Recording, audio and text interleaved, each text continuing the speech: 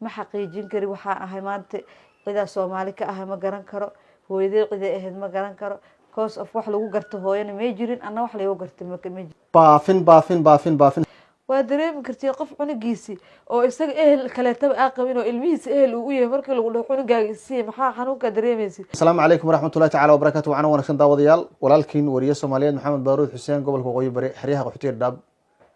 Maanta waxaan joogaa xerada qaxootiga ee Xagar Dheer. Walaalayaal waxaan la joogaa gabar Soomaaliyeed oo la dhaho ama magaceedu yahay Farxiya Cabdinaasir. Gabadhan bidixdeeda fadhida waxay baafinaysaa ehelkeeda. qisa xanuun iyo walwal badan gabadhan Soomaaliyeed 1991 burburkii iyo kala hayeen ummadda Soomaaliyeed bay sidii loo sheegay iyada oo 4 bilood ilaa 5 bilood inta u dhaxaysa dhalan oo dhabarka hooyadeed ama dusheeda ku jirta ayay shil qabsaday hooyadeed oo dagaal iyagoo maaragtay hayaan ama baqa ah ama carar ah inta u dhaxaysa garoonka iyo magaalada Kismaayo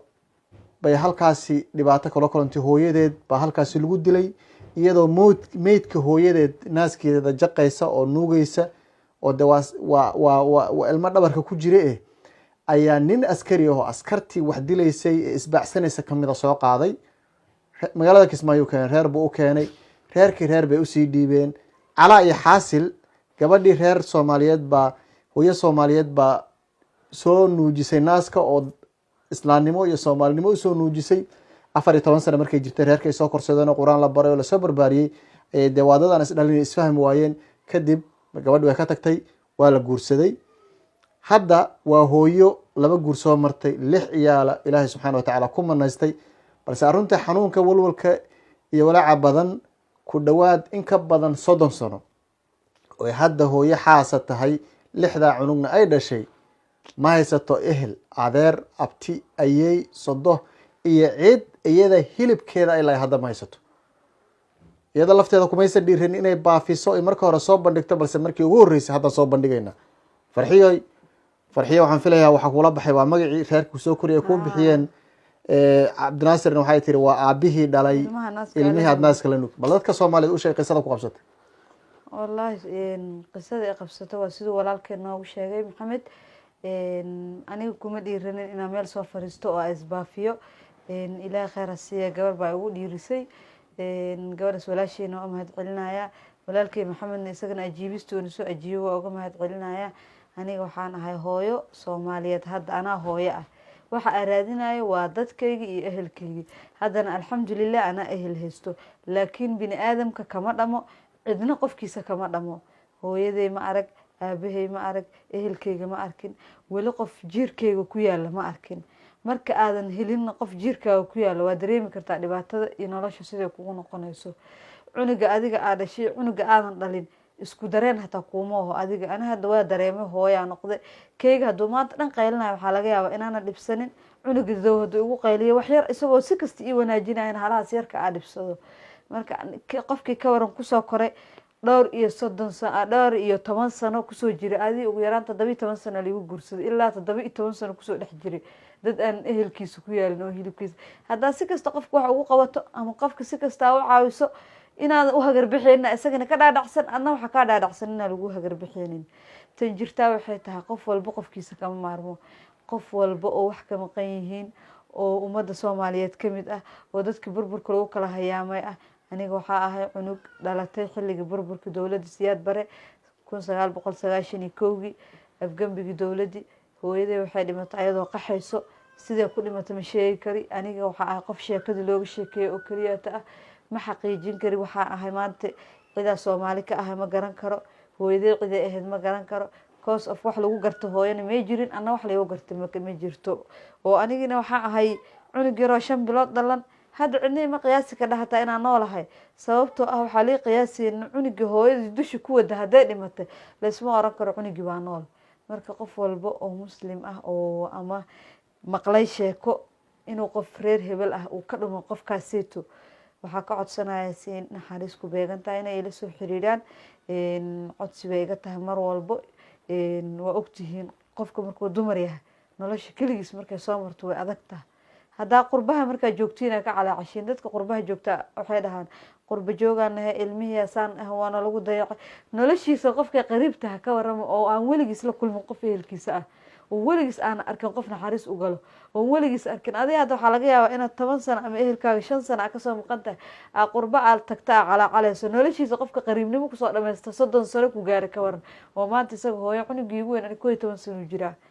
12 jir cunugaas iyo 17 sano nolosheeda kasii hor qofka qariibnimo ku sugnaa ka waran maxaa dareemi kartaa dhibaato intee leeg qofkan sii taqaadi karaa qof walba marka oo islaam ah waxaa ka codsanaya qofka sheekadeeda inuu dhayalsanin qofkii wax ka maqan yihiin ama la kulmo qof wax ay ka maqan yihiin inuu nala soo xiriiriyo oo waqti uu isiiyo insha allahu raxmaan nolosha waa dareemi kartaa markay hooyo keligeed nooshahay ee ilmo yaryarna haysato ee ilmihiina daryeel u baahan yihiin aa nolol u baahan tahay adigi aad maxaa la dhahaaye wax walba aa rabto oo garab aa rabto oo ehel aa rabto oo walaal aa rabto oo meel aadan maciinsanaynin jirno maanta aadan dhehaynin waxaan ku ordayaa bal adeerkey adeersaan maa ii garata aadan dhehaynin abtisaan maa ii garata aadan dhehaynin awowsaan maa ii garata aadan dhehaynin cid lagu carara nolosha aynan jirin waa qiyaasi kartaa qof walbana wuu dareemi karaa dhibka uu soo maraayo qofkaaseyto ama uu mari karo baafintaas codsiga gabadha waad maqlaysaan ummadda Soomaaliyeed waxaan rabnaa inaad gabadhan Soomaaliyeed waxay rabto maanta ina ka rabto ma aha guri ii dhisna malo hanti iyo siina mar waxay leedahay ehelkii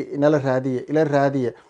30 sano bay kali tahay 30 sano bay kaligeed aysan ehelkeeda iyo hilibkeeda sida sheegtay aysan arkin intaan la joog hadda way ilmeynaysaa waxay ilmeynayso waa xusuus ragga xitaa guursaday qaarkood ilmaha way ku dayriyeen kuma daryeelaan sababtoo cid ay uga cabsanaysan malaha waxay sheegtay ubadkaasi hadda caruurta u badan ninkay u dhashay in uu markuu ay kala tageen ay uu dhahay uu ku xujeeyay uu dhahay caruurta isii hala isiiyo hadii wax farmalo ilmaha hala isiiyo hadii ay ku rabto gabadhan in lagu biilo ama ay lacag email ay kula degto ay rabto waa dareemi kartay qof cunugiisi oo isaga ehel kale tab aqabin oo ilmihiisa ehel uu yahay markii lagu dhaho cunugaaga isii maxaa xanuunka dareemaysid ana hadda waa shaqaysan lahaa magaalo walba tii kara oo caasimad marka caruurta iska dhiibo laakiin qof bini aadan ah keligay ma noolaan karo ana awal bijiirkayga iyo hilibkayga qof ku yaala arkin alxamdulillah awlaad siistamaanta awlaadayda hadana ma dayiqi karaayo ma siin karaa qof kaleeto ama noloshiisa aan waxba ka ogaan karin ana rajanimo ku soo koray hooylaan waxay tahay ana soo arkay marray marka cunugayga inuu dareemo hooylaan anigoo 20 jir caafimaad qabo alxamdulillah sida ku noolaan lahaayeen ilaaha qorsheeyay qof walba iyo cunug walba caloosheeda maalku xabiibiyo ku aha loogu talagalay wuxuu ku noolaan lahaa wuu noolaanaya biidnillaahi albaari cunugayga inaa iska dhiibo ama aan qofkii dhala aan siiyo oo ani aan iska raaxaysto oo aan iska warwareego waxa ii siinaynin damiirta ah marka abtigay u tagaayo ama guri ehelkay leeyahay aad tagaayo ama adeerkay aad tagaayo uu idhahayo adeerkay niyadda ii dhisaayo laakiin marka ilmahayga kasoo tago caawa aan xanuunsado qofku ugu soo leexanayo ma jirto ilmahayga laakiin waxaa xasuustaa haddaa maanta dheg liga qabto hooy ma xanuunsado cunug walba igama kortagayo haddaba walaalka Soomaaliyeed walaashay iyo walaalka Soomaaliyeed ee daawanhayo ehelkaada qaraabadaada aqribadaada qabiilkaada jifadaada hoose degmada deganta iyo guriga aad joogto ma ka maqan yahay qof qaxii Soomaaliya ma lagu waayay runtii aniga shakhsiyan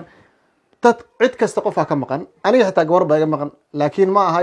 gabar iyada weyn baa dhuntay qof kasta Soomaali qof ka maqan waxay ahayd saqiir waxay ahayd 5 bilood sida sheegtay hooyadeeda oo meeyda laga soo kor qaaday adiga hadaba qof ma ka maqan ma og tahay qof raadinaya farxiyo waxay diyaar u tahay in maaragtay dhacaanka DNA-ga laga qaado qof kasta soo hebsaday inay la kulanto qof kasta oo qof raadinaya inay qanciso oo la qanciyo ayadana way u baahan tahay waxa intaas u dheer dhag hadalka Soomaaliyeed waad garanaysaane ay ku dhag hadlayaan oo ma tol bay leedahay ma dad bay ka dhalatay iyo waxyaabahan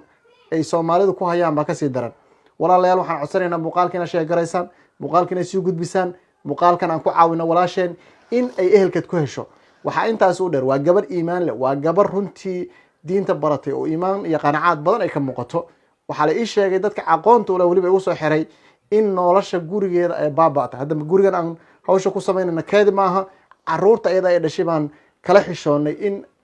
hooyadeed oo hintooda iyo waxan iyo nolosheeda ay caruurtu dareemaan oo niyad jabaan caruurta ay ayagana si kala dareemaan guri gabar saaxiibteeda marka hawshan ku sameynayna ilaa qarasiya ayadana marka gabadhan waa ma ceelina guriga nagu soo dhaweysay marka waxaan codsanaynaa walaalayaalow waad ogtihiin waad dareemi kartaan 30 sano oo dan ehel qaraabo walaal hooyo iyo cid adiga aad isku jirtihiin aadan arkin rajaduna aysan wali fiicnayn oo aadan meel la ku ogeyn waa arrin ay xajisan weyday waa arrin ay la aamusi weyday waa arrin ay codsatay inaan warbaahinta u soo bandhigno waana soo bandhignay baraha bulshada waxyaabaha kala duwan ee balaayada iyo baaska iyo xumaanta waad faafisaane faafiya codsiga gabadheena iyo cabashadeeda aan maaragtay aan kasoo farxino dadka aan gaarsiino qof kaste oo raba inuu qofka maqan yahay oo ama la qanciyo ama iyaduba ay qanacdana nambarada shaashada ku qoran maad ka soo wici kartaan aad iyo aad baad umahadsantihiin asalaamu calaykum waraxmatullahi tacaala wabarakatu codsigaada ugu dambeeya walaalayaal mar walba aniga waxaa idin leeyahay hunguri la cuno waa laga dhergaa laakiin ehelka lagama dhergo qof walbo waxaa ka codsanaya inuu ii sheergareeyo videogaaseyto ilaahay dartiisana iigu sheergareeyo si aa u farxo adiga saa u faraxsan tahay camal aa ugu faraxsanaada ehelkeyga si aa ugu dhex jiro insha